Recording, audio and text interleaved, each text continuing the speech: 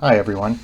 Today I want to talk about the concept of moral standing as it comes up in ethics and philosophy. The idea of moral standing is simply that some entity deserves moral consideration of some kind, that it counts morally, and that we should take it into account when deciding how we ought to act from a moral or ethical point of view. The easiest example of this is perhaps to think in terms of duties and rights. So many of us believe that human beings have rights of various kinds, the rights to some sort of personal autonomy, the right not to be harmed unnecessarily, maybe the right to privacy, a bunch of other things, the idea of human rights in general. And if you believe in rights in a moral sense, if you think that human beings are really entitled or deserve in some sense to have these things that are specified by the rights in question, then that corresponds to duties on the parts of others. So if you have a right to privacy, then I have a duty not to violate that right.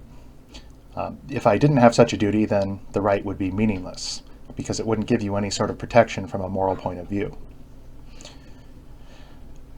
This is just one example, but the idea of having duties to those who have a right to something would be an example of someone who has moral standing. So the person with the rights has moral standing, which means that they matter when it comes to deciding how I ought to act. I can't just treat them however I want. Morally speaking, I'm obligated to respect their rights. And if I don't, then I'm doing something wrong, and I'm not respecting the moral standing that that person has. Rights and duties aren't the only way to make the point. There are other types of moral consideration. So perhaps I have a duty to promote the happiness of others or to serve their interests in some sort of way in general. Perhaps I have a duty to myself to take care of myself, to maintain my health, things like that. But duties and rights give a pretty nice intuitive example, I think, of moral standing, and one that should make sense to a lot of us. Now, most people would agree that human beings have moral standing, that in one way or another, we should consider the rights or the interests or whatever it may be of human beings that are affected by our actions and inaction. That's not an uncommon view. Most of us think that other people should respect us. And by consistency, you might think, that means that we should respect others, that other people in general, matter in a moral sense. So the question is going to be, how far does moral standing extend? Does it stop with human beings, or does it extend further to include things like non-human animals, perhaps even things like plants, right, living things, or maybe even non-living things? You might think that initially that, well, human beings, of course, have moral standing, but that's where it stops. But it's not so easy to justify that. Maybe there's a way to do it, but we would have to offer, if we want a philosophical defense of the view that only humans matter, we would need to offer some sort of argument as to why. Why draw the line at the human species and stop there? So some philosophers and others have thought that non-human animals matter as well. So for example, think of mammals. They're like human beings in many ways. They're different species, of course, non-human mammals. But they still have interests. They can suffer as a result of what's done to them. They can experience pain and pleasure. They can have their goals frustrated or promoted. And it's pretty obvious that that matters to the animals that are affected. Right? It doesn't feel good to a dog to go hungry. It doesn't feel good for a dolphin to experience some sort of physical event that appears to be painful, at least to us from the outside. And you might say, well, that's true. It is bad for the animals to be harmed, but it doesn't matter in a moral sense. We have no obligation as moral beings ourselves to care about or to take into consideration the well-being of non-human animals. But the question is, why? Why draw the line there? It seems somewhat arbitrary. After all, we say that the interests of human beings should count.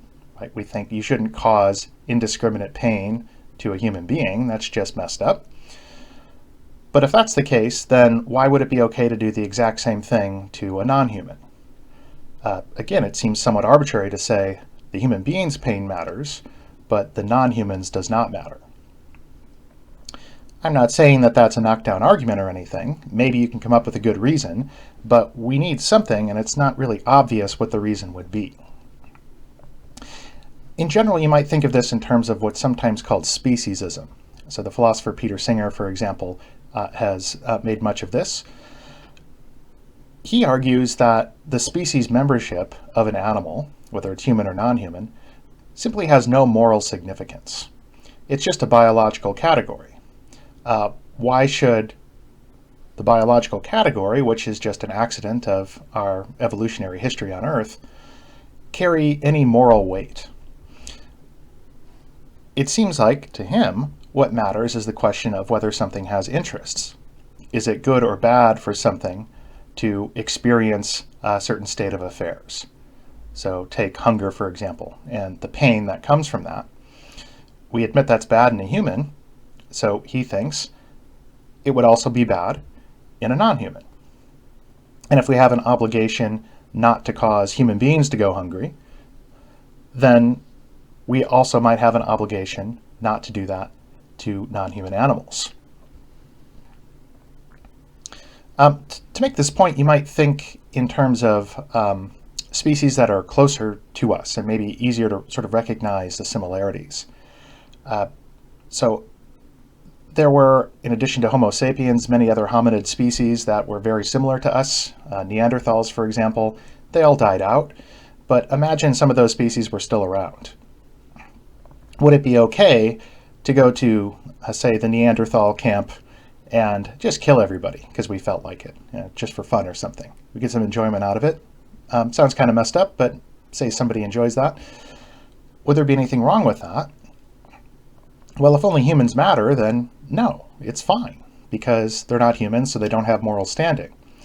But there you can kind of start to see, again, how arbitrary that appears. What's so special about the biological category of Homo sapiens? It's hard to see what a compelling answer to that would be. So next, let's ask the question of whether moral standing might extend beyond humans. And here it maybe gets a little less plausible, but still a case could be made that non-animal living organisms should count as well in a moral sense. Perhaps we have duties not just to humans and to non-human animals, but to plant life as well, at least in some sense. Why think this? Well, again, if we think in terms of interests, there's a sense in which plant species have interests as well. We talk about it being good for the tree, or healthy for the tree, to have ample sunlight, water, soil, to be able to grow, reproduce, to function as a healthy tree does. If a tree that's growing ends up being destroyed, say it's eaten by bugs or knocked over in high winds or something like that, or dies from lack of water or something, it's not hard to recognize that that's bad for the tree. Most of us don't feel too bad about that, but we can recognize the fact that the tree isn't doing well, right? It didn't succeed as the sort of thing that it is. It didn't do what you might say it's supposed to do, given its nature. If you agree with some environmental philosophers that shows that plant life has interests of some kind, it has some sort of good to its own life, then you might think that, at least in some cases, it's wrong to interfere with those interests. It's wrong to frustrate the good of some plant life.